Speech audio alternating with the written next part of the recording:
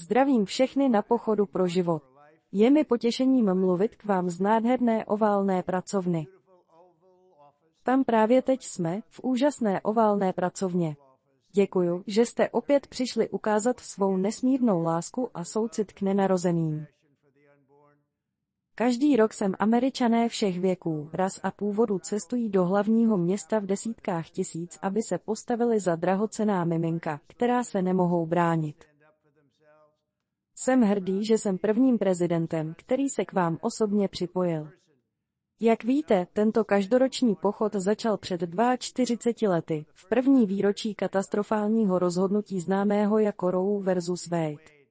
Toto protiústavní rozhodnutí vzalo moc státům a voličům, což odstartovalo 50 let rozporů a zloby.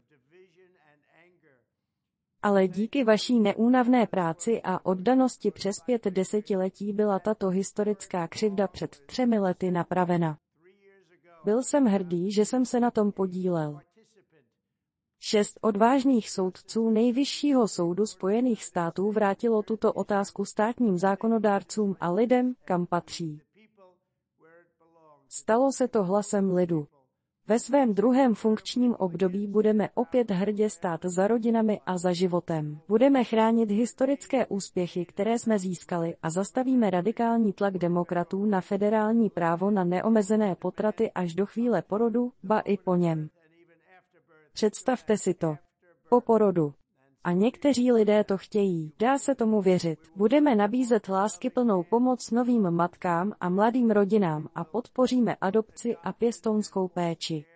Budeme chránit ženy a zranitelné děti. Pod mým vedením zreformované Ministerstvo spravedlnosti konečně prošetří útoky radikální levice na kostely a krizová těhotenská centra a potrestá viníky.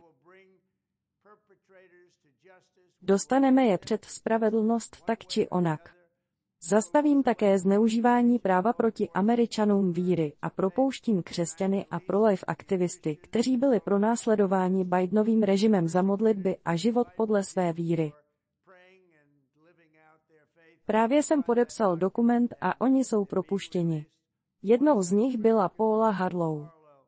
V 75 letech byla Paula odsouzena na 2 roky vězení za modlitbu před klinikou. Proto dostala 2 roky. To se stalo pod Bidenovým režimem.